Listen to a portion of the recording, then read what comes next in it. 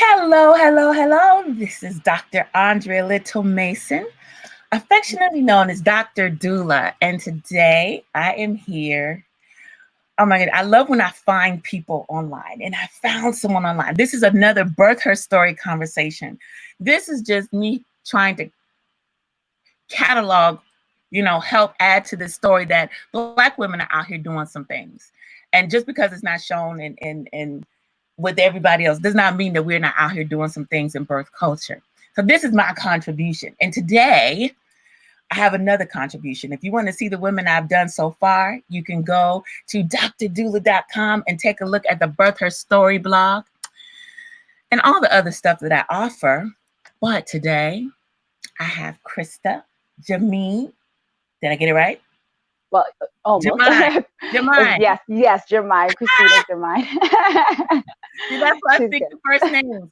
I was so excited to run past her. I was so excited to see her go past in my Instagram, feed. And I was like, what is this? And the thing that stuck out to me about her was that she was talking about birth assistance. Now I knew what a birth assistant was, but I was like, wow, I wonder why she's focusing on birth assistant as opposed to doula, as opposed to this or that. I saw she was a midwife, and I was looking through everything. I loved her vibe. I loved her energy. And I went in directly. I said, hey, can I interview you?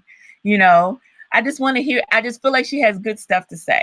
So I'm excited, but I want her to first, before anything else, I want her to tell you who she is. So Krista, please, beautiful sister who I'm meeting for the first time and talking to for the first time, would you tell these wonderful people, who are you, beautiful? Okay.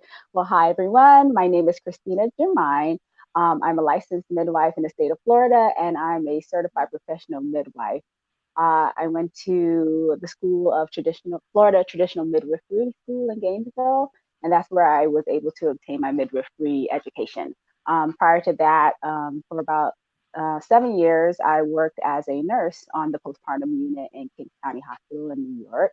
And I truly love that. So I always give it a credit it, because it really allowed me to adapt to my own skills and to be like more independent. It's one way to have like the information, but it's another to actually apply it as your own.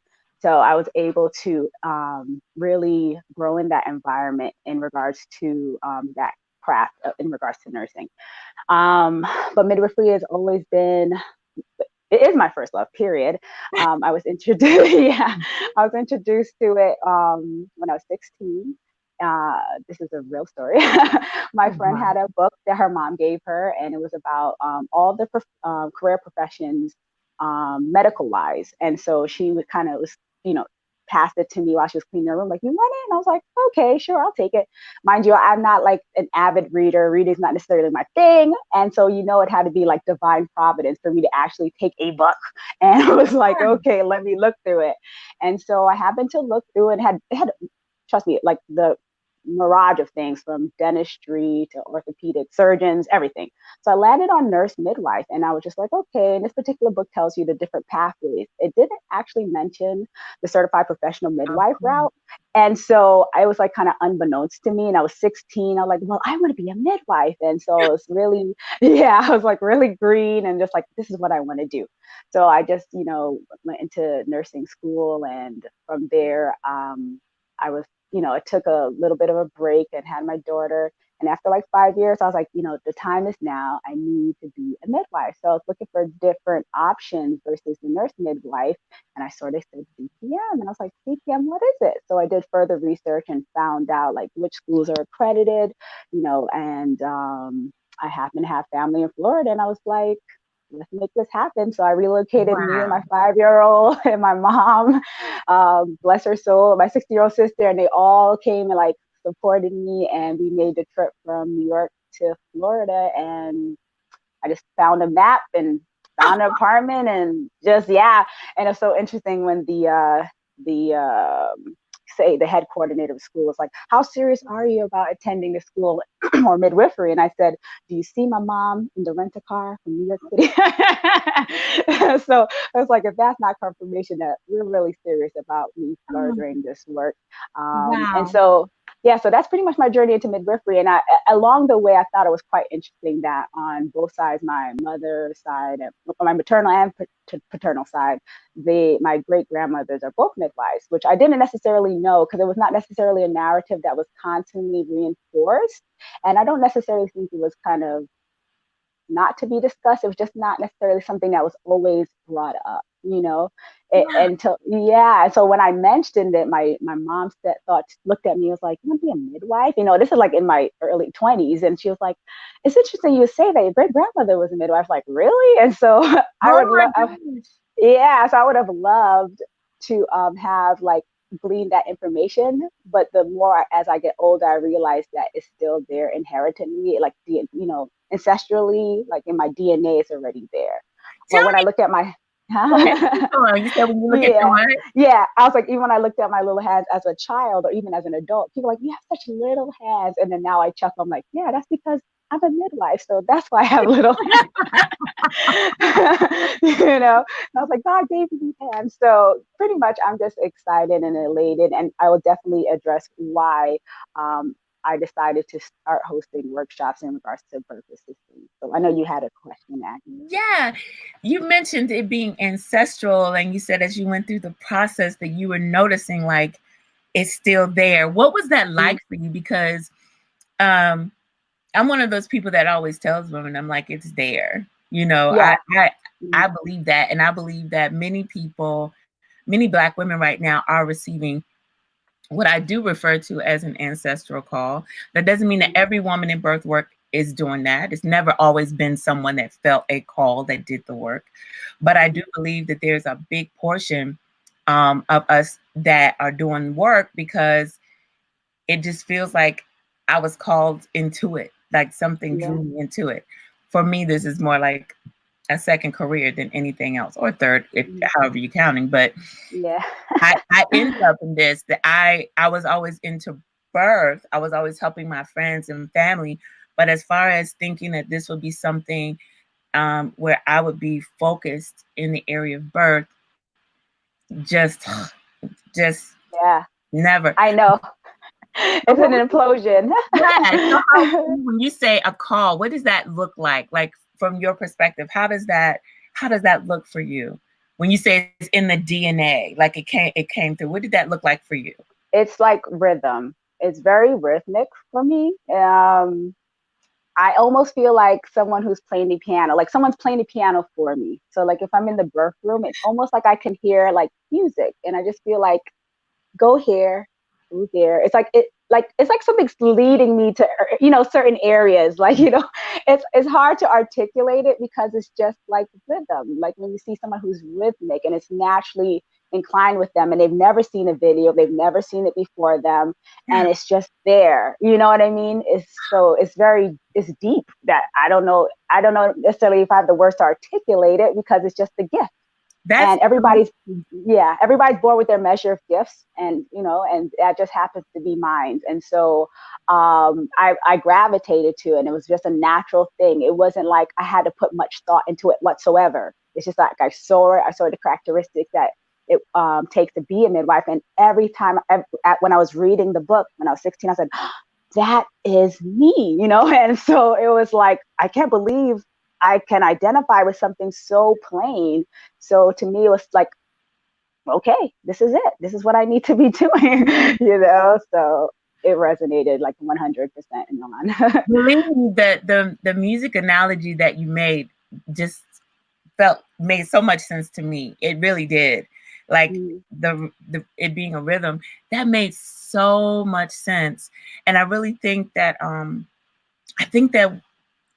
that there are a lot of women that for them that feels like, I think that will resonate in some ways, like especially as a Black woman. That's not to say all Black people can dance, but I know, because I'm not, I can, but it's not like, I know what you mean. But at the same time, it's like, I think we can generally just kind of relate to Mhm. that context of it. Yeah. You Yeah. know, because it's so much of a cultural thing, even musically for many Black people, music is a thing, whether Mhm. I get out and dance or whether it just flows. Yeah. It feels like something. Absolutely. Yeah. Even because I sing, so it's like even when you sing, and it's I like heard you. you can't. You. Oh, really? It's like you can't deny the octaves or the tones that are coming out this person's mouth. I mean, it's just the melody, and it overtakes you. You know what I mean? And your body almost wants to sway, your head wants to sway because that's the rhythm of the beat. And so it's the same thing for me in regards to birth work. And it's just like, this is the rhythm of the beat. Like you got to hear the rhythm of the beat. Like birth has a rhythm. It has a rhythm. So wow. And yeah. I love that. I just love that. So you talked about you were younger and you said, okay, I decided to do this. You Yeah. also mentioned that what coming into birth work and Yeah. what did that feel like for you? Because you weren't like, oh, I'm a doula first and then I'm gonna go on and do midwifery. No, really. And Yeah, I agree. I agree. there are many, I don't know, it's amazing how pathways are set up and stuff, because in Yeah. a lot of ways that seems to be like a path Mm-hmm. now, Yeah. where, Mm-hmm. and but you didn't, I don't think you did that, did you? No, actually, no, I didn't.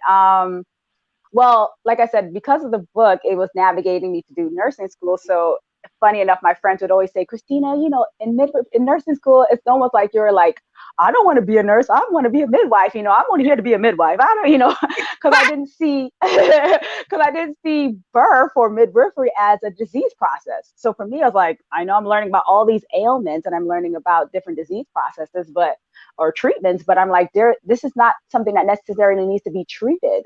Like, like birth is something that we do instinctually, like how I blink or how I might sneeze or, so it's not a thing necessarily that I need to be dictating or trying to control. You know what I mean? Like the individual has the total autonomy and power to do this. And also it's a team, it's a partnership. You know what I mean? It's a cascade of hormones, the baby and the mother, they're in tune. So learning from the medical model was quite interesting. I mean, don't get me wrong, I'm appreciative of it as well, because it allowed me to see things for what it was to a certain degree, where it was like, okay, if you see something alarming, this is the next thing. It's not necessarily about, oh, well, I believe. Yeah, we can believe. But at the same token, for me personally, coming from that background, it's like, okay, well, this is how we can handle things more effectively. Rather be safe than sorry. Not saying that, you know what I mean? Because we have to also be realistic of what's going on in today's world. Like, it's not, today's woman not be thinking like how the woman was thinking, 100 or 300 years ago. That's right.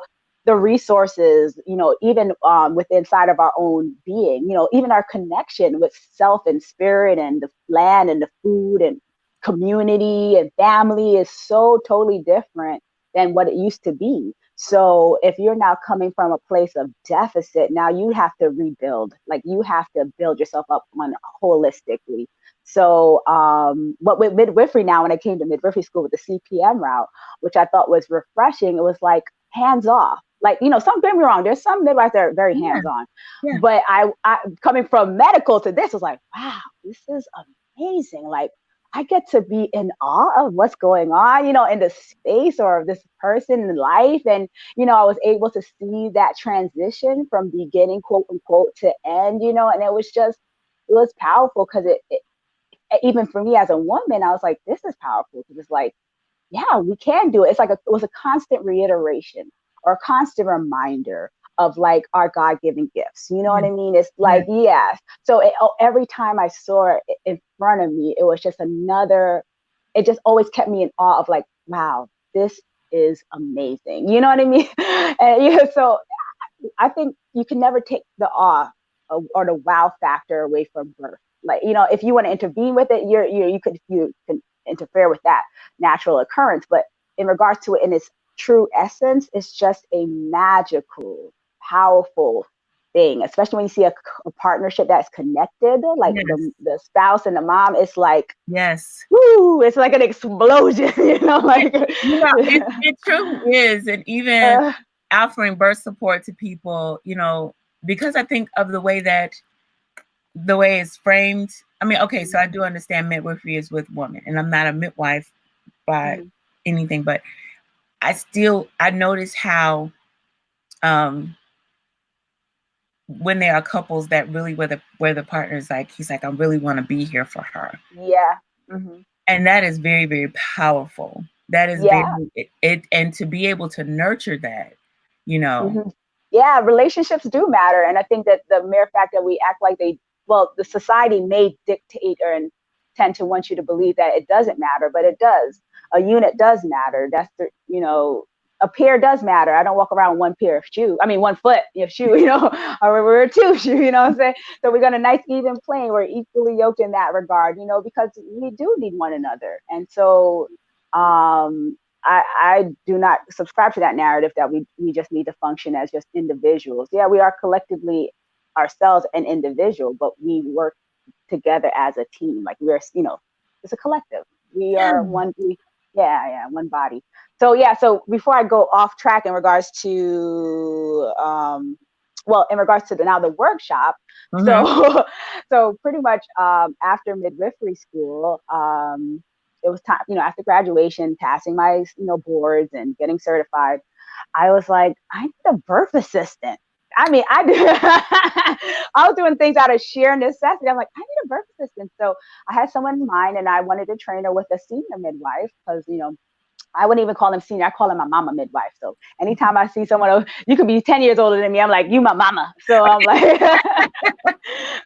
because I really appreciate anyone. I mean, even if you're 1 day older than me, I just appreciate the knowledge that you bring to the table. And I don't think it's not, you know what I mean? So I don't, even if you're younger now, even as I learn, you learn from anyone. It's not necessarily about an age thing. It's no discrimination in that regard, because you can learn from your baby. I've learned a lot from my child. I have a 10-year-old, and she forever changed my whole perspective of life. And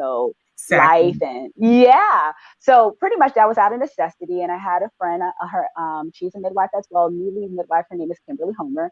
And I posed the idea like, oh, I'm going to train my birth assistant. And she was like, I have a birth assistant or two that would love to get some training. Why don't we just meet together? And then pretty much I would say it was like a partnership in that regard. Cause it's like, I guess you would say a woman and a man. I'm like, honey, I want to have a baby. And I just want this baby to be so this and that. And then she was like, yeah, we should have a baby. How about 2, 3? And I'm like, yes. And so I kind of just took the baby and was like, I'm going to grow this baby. And then I just ran off with it. And ever since then, this is what it has become. And I'm really grateful for the experiences, because it really helped me to see that there is a need.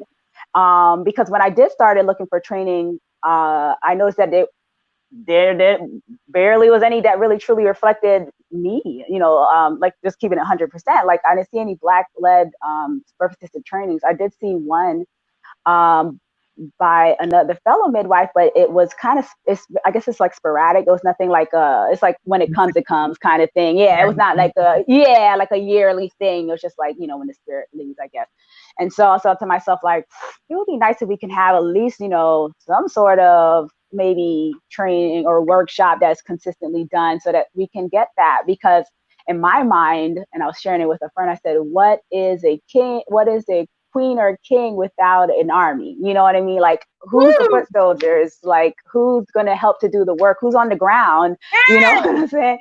Yeah. So we have to come together and realize that there is, power in numbers. And then, I know colonialism in regards to my own understanding has been a nuance, but anytime you bring in separation, so I feel like sisterhood, when midwifery brought the healers and the midwives, we brought together cohesiveness, family, togetherness, sisterhood, camaraderie, you know what I mean? Understanding. So actually it was a celebration. Birth from beginning to end was a celebration. And so it was never any fear associated with it, because it was something that was seen on an everyday basis. Children, male or female, saw birth. And so now that it's like you've been torn. So we've been torn. So now it's time to take these, even though you're torn, you still have value. So like, let's put the pieces together, and even if we got to weave it together and make the most beautiful quilt ever, you know what I mean? Like, let's put some gold and royal purple, and let's make it, because that's what it is. Like, even if it might feel like it's fragmented, it's not. Like, don't believe the hype, like you are still whole. Yeah, because I decided to believe in me and believe in us. And so that's the reason even why I call my practice like Sisters Midwifery Services, because I thought to myself, like, I believe in us, and I'm not being partial in regards to saying, like, we need care. The stats are there, the numbers are there. You have to be 100% real. Like, look at what it is. Are you getting treated good? Are you getting truly treated fairly? And then if you're not, you need to go to places where you can be treated fairly, and you are going to get the resources in. You know what I mean? Where we're going to talk about things that need to be done within your communities. You know what I mean? Yeah. Are you getting proper food or water? Are you getting proper counseling? All these things that are, like, to a certain degree, neglected. And so my biggest thing was, like, we need foot soldiers. So if we can train them, that's my first thing. Is like, the best way to help out is to teach one so that the next one could teach another one, versus just keeping it for myself. Because I'm like, how can you keep information for yourself? Me personally, I feel like it should be give freely, get at freely, give it up. I think in an ancestral way, that's how it was given. It was given and it was passed on. And I believe that it was a way that we sustained ourselves, because we do talk about the racial context and how it affects women negatively birthing. I take nothing away from that. But I always tell people my ancestral context is my grandmothers, who are in Alabama, one on a dirt road and one just poor.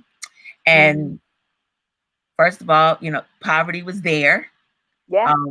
One on the farm, we always had food to eat because they grew it. So that wasn't what poverty looks like in that context. You go, you grab the food out of the field, if it's collard greens, beans, whatever, they're eggs in the chicken coop. But it was not. I remember the summers there, and it was a big deal if they went and got us a candy bar. We felt rude. All right. We had to go and drive like 10 miles to find this. Well, that store that we could get it was at least 5 miles away, because it was in the rural area. It was a big deal to drive up to so and so's trailer and they get us a candy bar. Okay, but so poverty in itself, racism in itself, those things alone cannot be the reason why we are seeing what we see. And I love what you said about needing foot soldiers, because in my mind, from the stories that I hear, that while we had the midwives, the others were foot soldiers. Yes. Others, you see what I'm saying?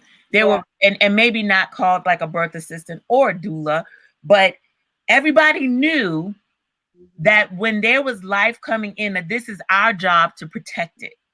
Yeah. It was not, we are the protector in our own way, and one person protected in one way. And perhaps, did this thing, but you had to call and wait for the midwife to come and be able to get to you. And so what are you doing while you're waiting for that? You had people and you were surrounded by family and friends and people that were able to assist you in some kind of way. We were not inept, is what I'm saying. We were not defenseless. We were like, oh, like you said, the fear. I don't know what to do. Or not knowing what to do. It was like a natural thing for us to see it occurring in our spaces. So it was not like, there's no fear associated to something that you see all the time. It's not a natural disaster. Like, Exactly. So, and I agree with you, because you said earlier that you were saying just the knowings that we no longer have. I always tell, when people talk about the state of birth culture, I always talk about the things that are lost, stolen. Yes, we acknowledge those, but also abandoned, surrendered, and forgotten. And those last three are about us. Those things that we abandon. I think in some ways, some of the things that I do is to try to, it's because I abandon things. when my grandmothers were still alive who birthed at home. I'm the first generation born in a hospital. When they were alive, I didn't know that it would be important to know and talk to them. And they were busy saying, oh, well, you know, that's the old way. I know y'all don't do that stuff anymore.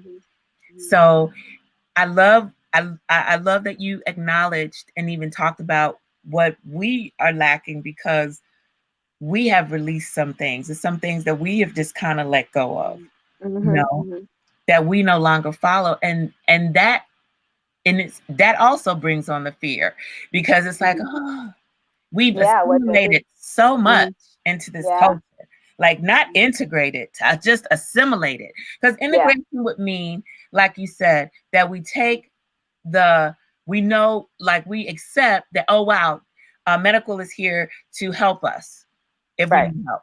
You know, medical profession is here.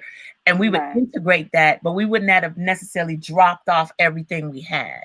Right, exactly. You know? So doula, birth assistant, what's the difference? Or like, okay, well, yeah, there's a difference. A birth assistant is a trained professional, trained medical professional to assist a midwife outside of the hospital setting. So you're talking about home birth or birth center, where a doula is non-medical and she tends to care for the mom specifically, you know, or the family's needs in that regards, if that is, you know, a part of their agreement. So she tends to care for the mom, if she has a birth plan, or in regards to nourishment or comfort measures. That is the job of the doula, where the birth assistant, her job is to be the assistant to the midwife.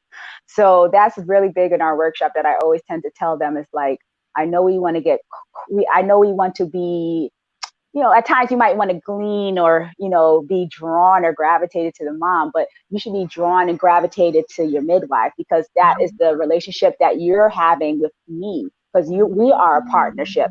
And so we are, for me, my biggest focus is to find, you know, self-identify who you are, what you love, what you don't love, you know, what you hate, you know, and because at the end of the day, it's a partnership.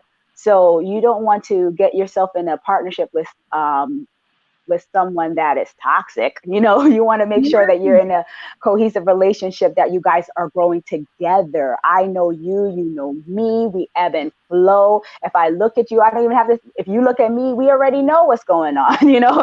And so it's all about really getting your mind prepared to be in the space it needs to be. And it's not everywhere, because it's just not confusion. Birth is not confusion. You know what I'm saying? She's doing the work she needs to do. So if she is, you know, stretching across the bed, or, you know, doing her breathing and whatever she needs to release those tensions, or whatever her body may be speaking to her, then allow her to be in that space where whoever's supposed to be her birth supporter. Now you're my birth supporter. You know what I mean? Like you're my birth supporter. Like, I'm going to claim my birth supporter, like, you mine. I appreciate you, you know, you got my back, you know, you got my front, you got my side. And it's the same thing with, and so it's pretty much a partnership. And so that's the reason why it's vital to have, you know, a birth assistant, because I would say that's your best friend pretty much, you know, and that's how it should be. I wouldn't imagine having a birth assistant or birth assistants that I did not feel a connectivity with, or didn't feel like I was vested in them and they were invested in me, and we just vibed well. You know, I automatically bring her a salad, and she knows, like, girl, how you know I needed that? I'm like, girl, I know, so because that's what love does. So it's big about knowing what you love, so you're not in a state of confusion. That's why I said you have to get yourself together, because a lot of times we want to get in ourselves in these partnerships or these relationships with, I'm not even necessarily talking about intimate relationship, because this is a sense of intimacy as well too. And that's what I'm trying to say, that partnerships, they are a sense of intimacy, you know, I mean, that sexual.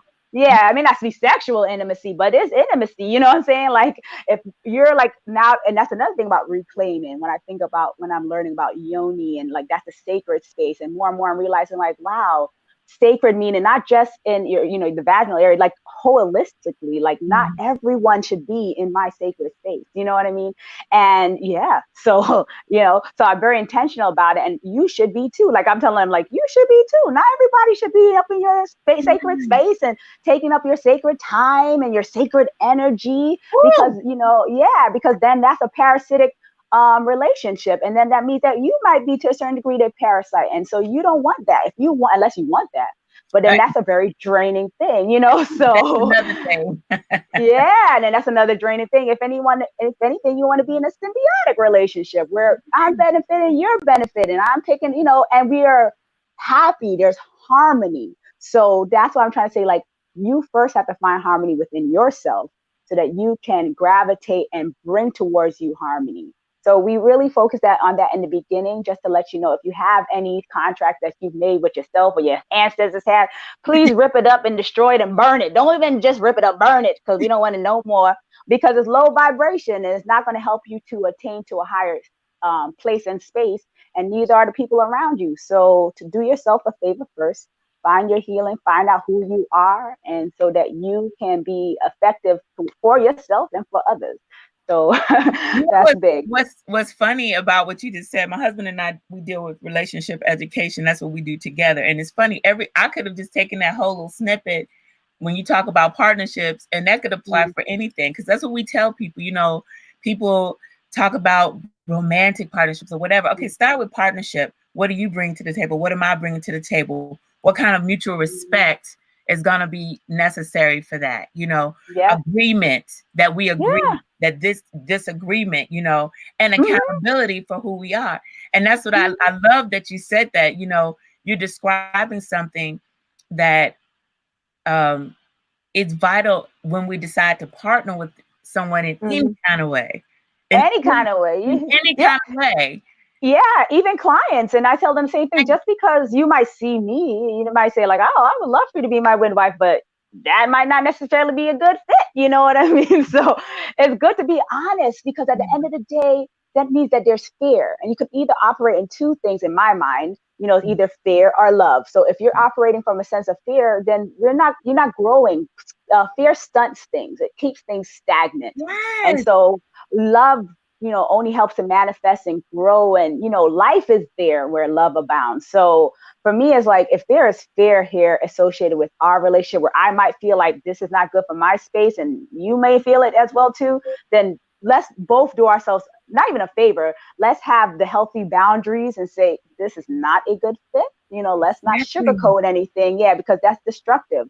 Like, I'm learning more and more, like, never settle. Never. It's the biggest mistake. I've done it so much times in my life. And I'm like, what was I thinking? But you know why? I wasn't thinking, because when you don't even truly know the gift of who you are, then you might tend to do that. You know what I mean? You might think to yourself like, oh, I can give away my time or my energy because I didn't realize it was sacred or precious. You know what I'm saying?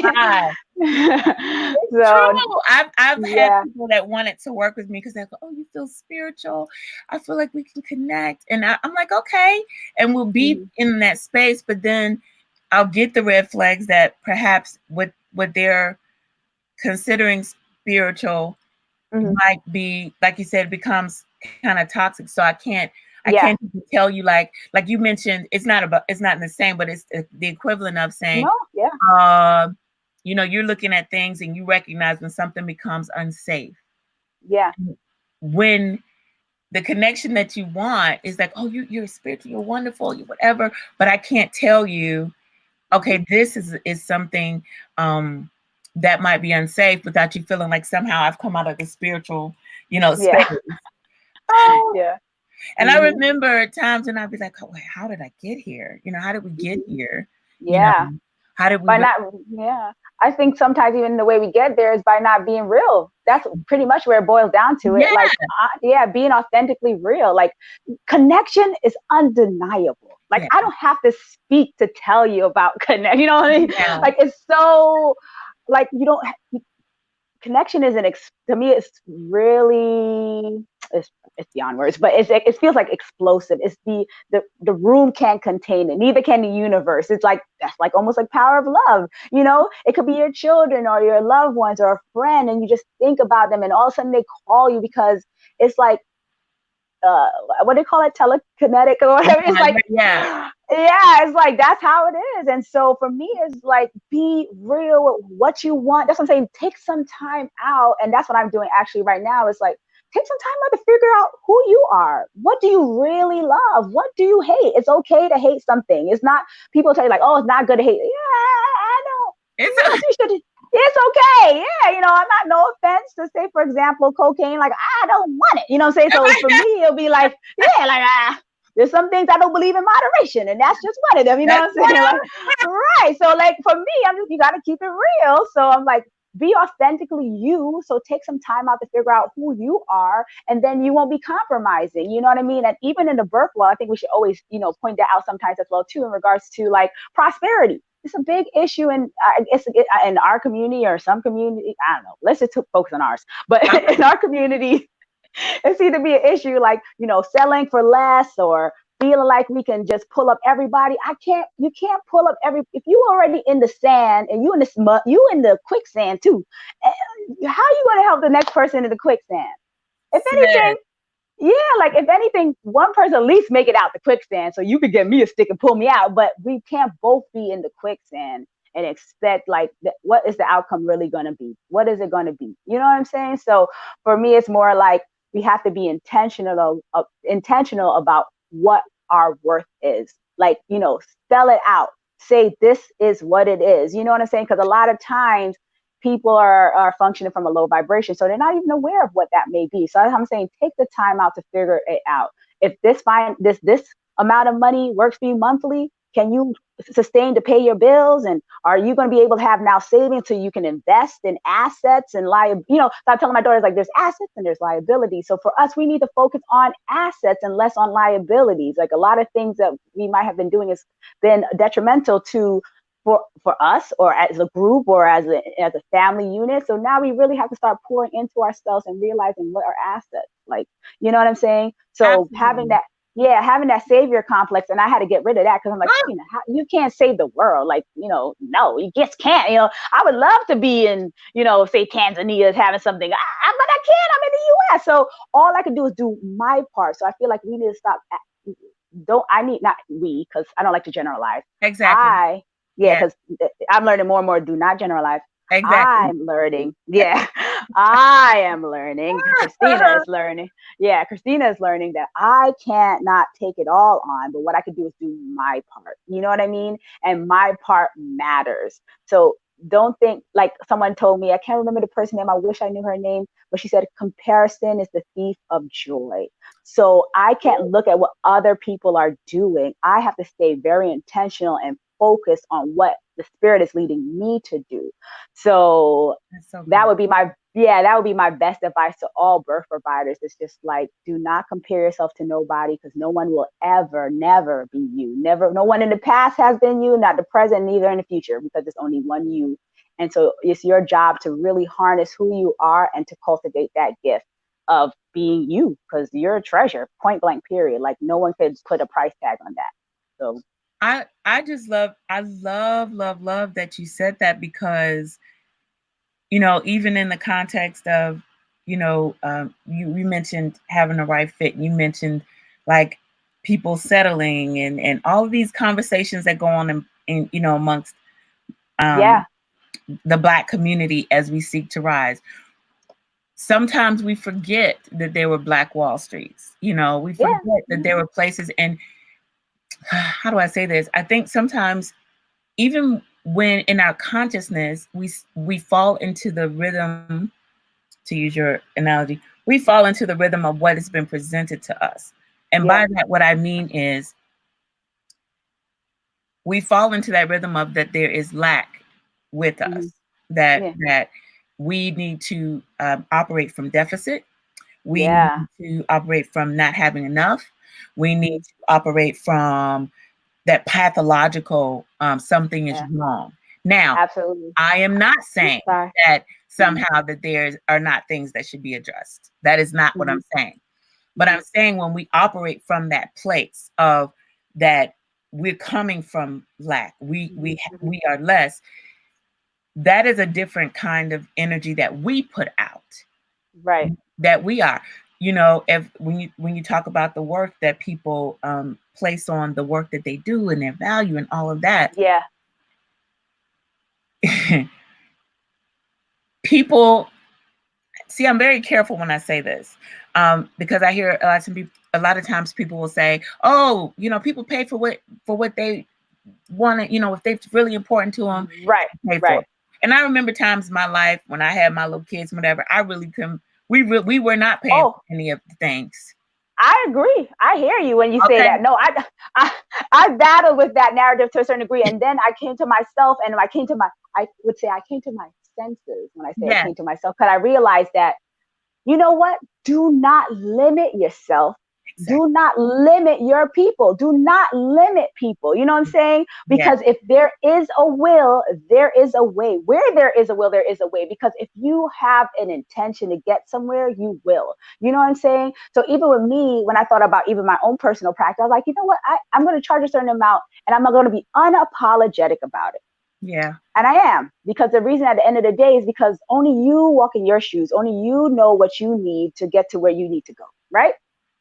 Yeah. And so the another thing was as well, I thought to myself, like, then we need to work as a community. If there is someone who is truly lacking, then we should be fundraisers. I thought to myself, like, imagine if one person like, all I got is $4,000. All right, hon. Well, you need another 400,000. I mean, not 400. Right. I know, right? You need another $4,000. Okay, so we need 2 to make it 8. All right, great. How about we do a village baby shower? And we're give me 25 people that are willing to donate to your birth, because remember, we're a community, so every individual is a resource. Every individual is a gift. You know what I'm saying? So if you're saying, okay, 25 people donated or gifted, not even donate. Yes. Gifted you. Give a gift of say $140. You'll be able to raise $4,000. 25 people. 25. Yeah. I'm saying it's not impossible. Like I have the quote of Nelson Mandela. He says, "It always seems impossible." Yes. Until it's done. Until it's done. It always does until it's done. I could never imagine half of the things I've done. I mean, I did imagine it, and that's where it boils down to. Because you can't, if you believe it, you will receive it. It does take time. I'm not gonna lie. I'm 16 now. I'm 36. I mean, so I mean, it does take time. But still looking 16, by the way. I know. Well, you know. But if you have the intention and the power, if it's really what you are called to do, and honest to God, I really believe nothing will stop you. Because I believe that you are consciously making a way, like your mind is making pathways to get to it. So you're not thinking, I can't get there. All your mind is making pathways of how to get there. So we're always making building blocks. So it's like these blocks, like how to get there. And we're not thinking of how to tear it down. We're thinking, how am I going to build myself up to get to where I got to go?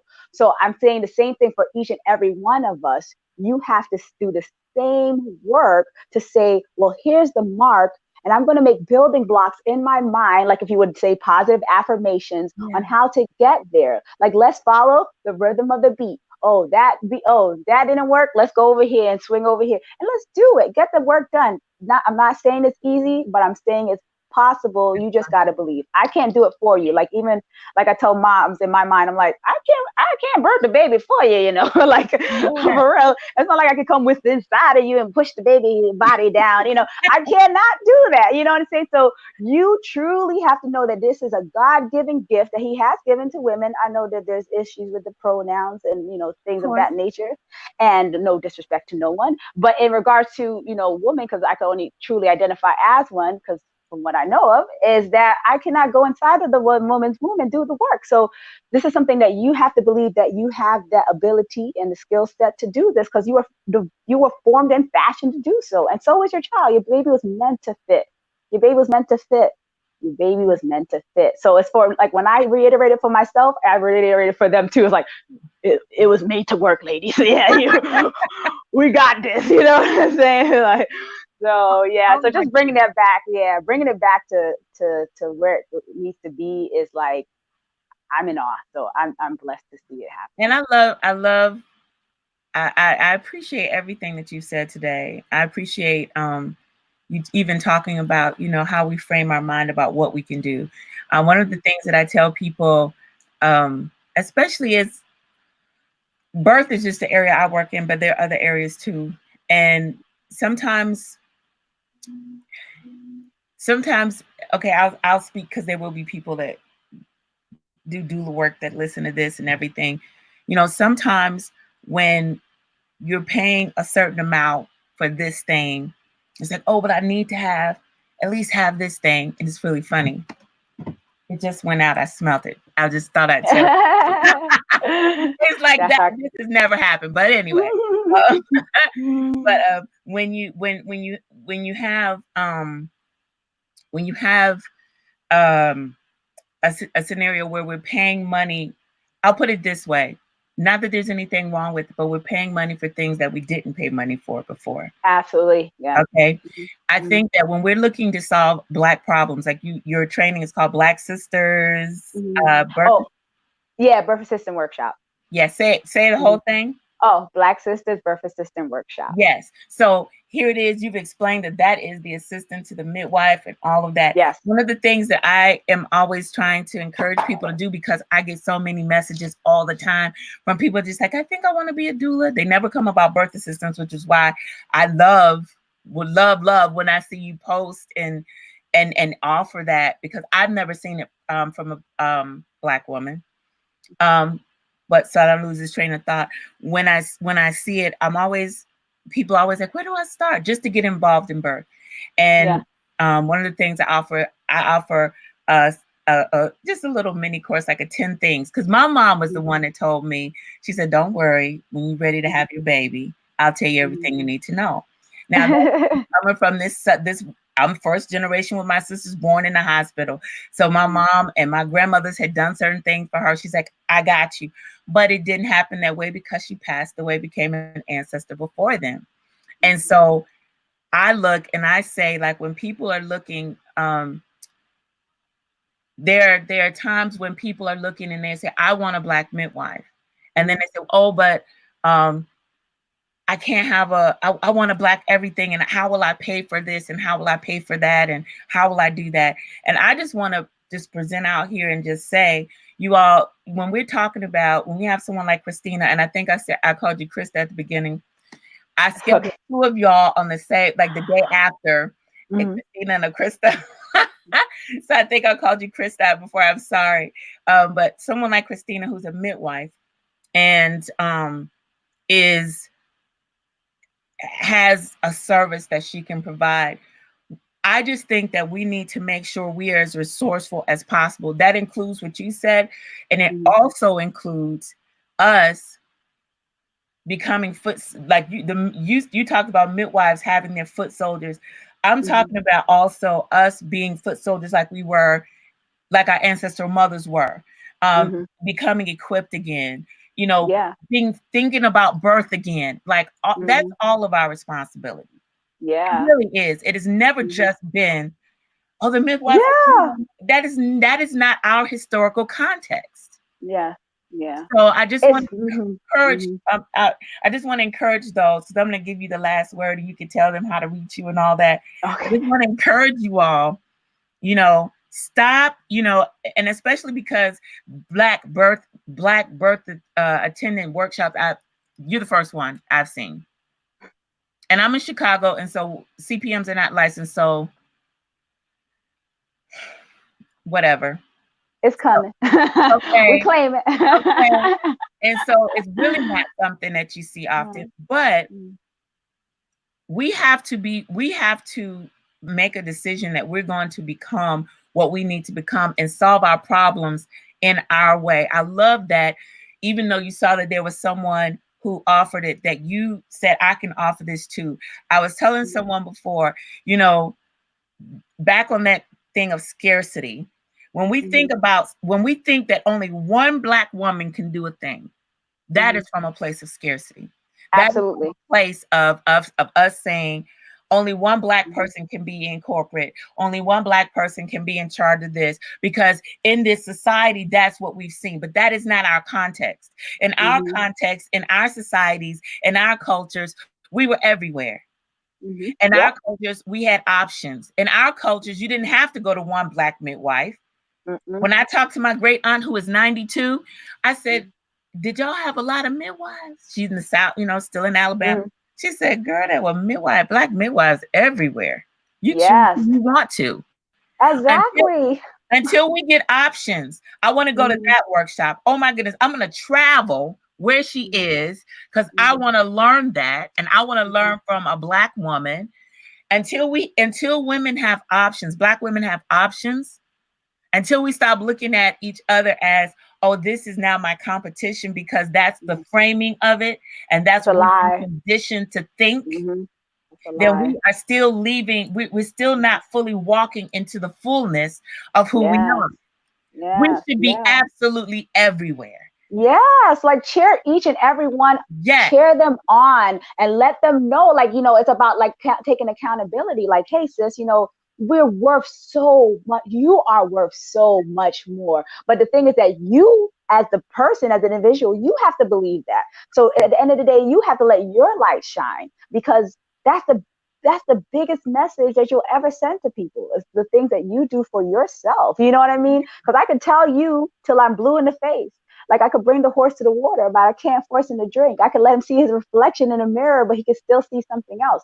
So it's up to each and every one to take the responsibility to own their value. You know what I'm saying? I started actually a clothing line, because I said, we could do everything. I'm like, why should I limit myself? So I was like, I'm going to do a little accessory line. And it's called Black Sisters Inc. And I was like, because I'm motivated by all the women that I've ever encountered, from my grandmother to my great grandmother to my cousins, my sisters, my girlfriends, my friends, because they're an inspiration to me. Because when I see how hard I work, or I see how hard they work, and a lot of times they don't have partners and they have rise to the occasion. I'm like, what can't we do? You know what I mean? I'm like, what can't we? So I'm like, I'm going to bet on them. I'm like, I'm going to bet on me. I'm going to bet on them. And so a phrase came to me, and it says, we are whole, especially when it comes to the Constitution. That's a whole nother story. We can talk about later. And I'm like, we are whole. We are not. Oh, I said, we are whole, not a fraction. Don't get it mixed.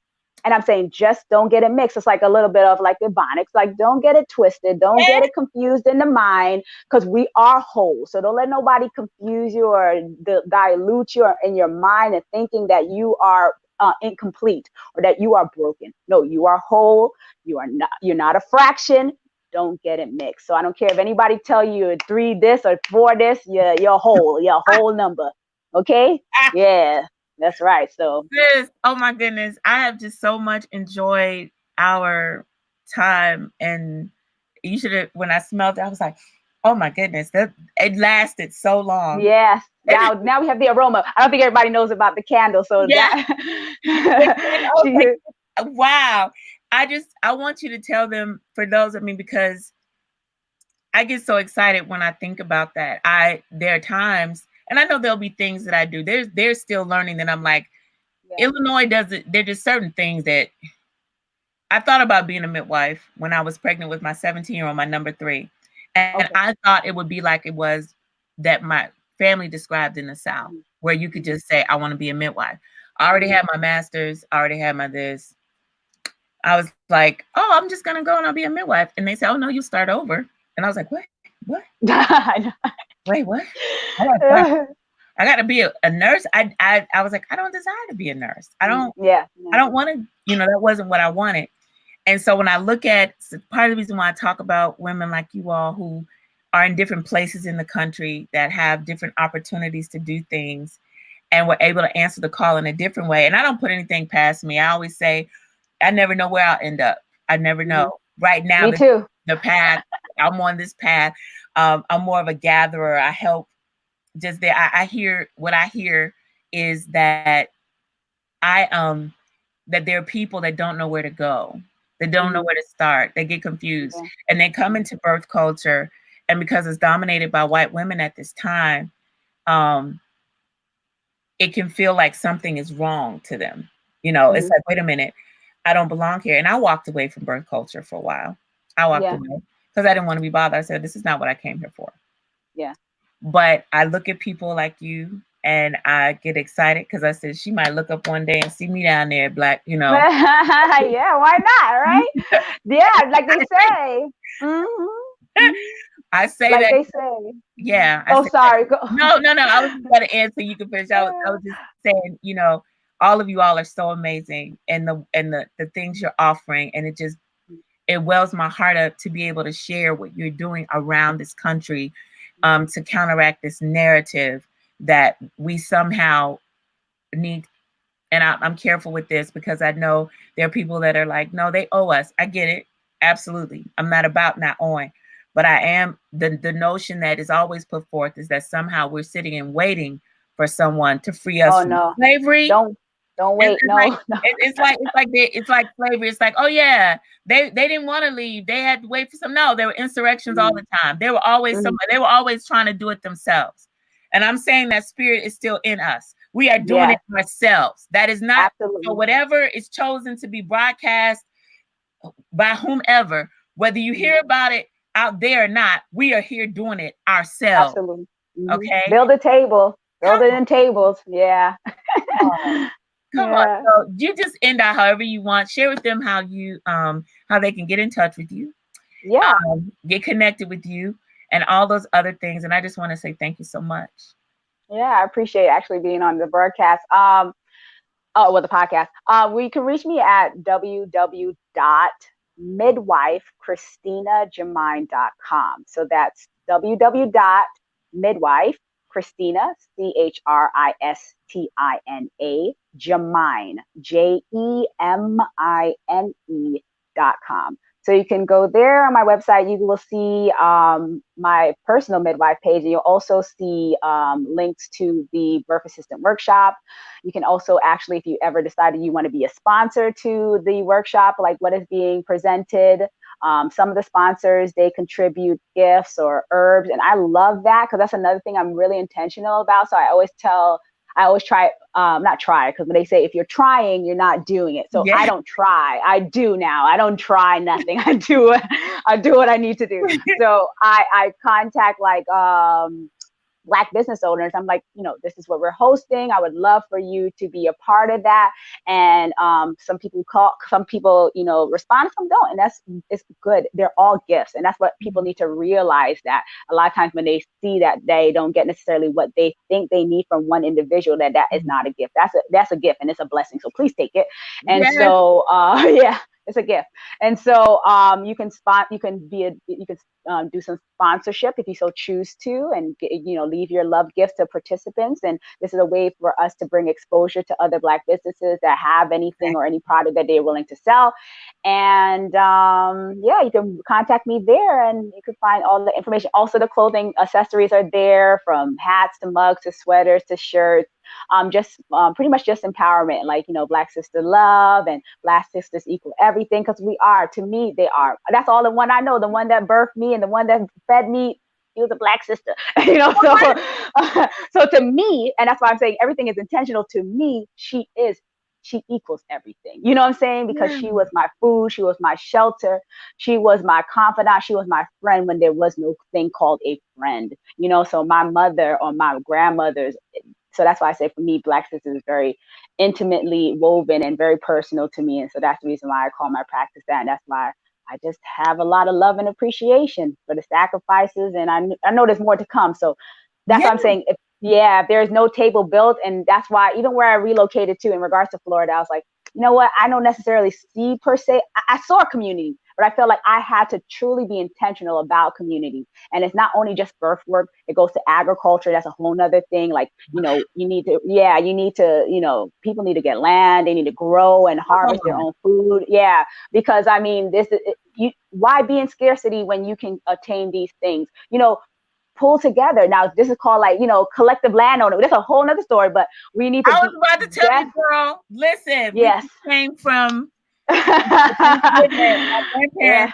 they left us the land, me and my sisters. They left us Mhm. land.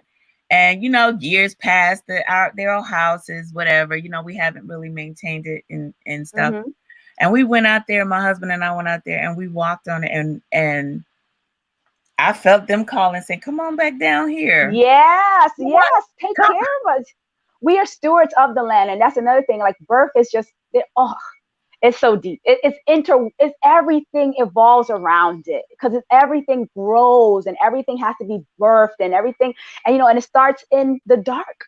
It starts in the dark. You know what I mean? So embrace that. You know what I'm saying? Embrace the dark because that's where life begins. So in the womb it was dark, and then life began, and then Yes. the seed was planted. So without soil, there will be no fruit or food or nothing. So appreciate the soil, love the soil, and give back to the soil. So same thing with us.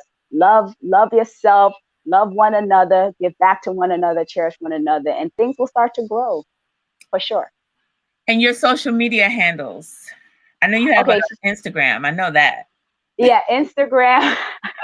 I know I'm young, but I say talking, I'm like, Lord. Instagram is Instagram is Black Sisters Midwifery. Black Sisters Midwifery. So you can find me on Instagram and Facebook.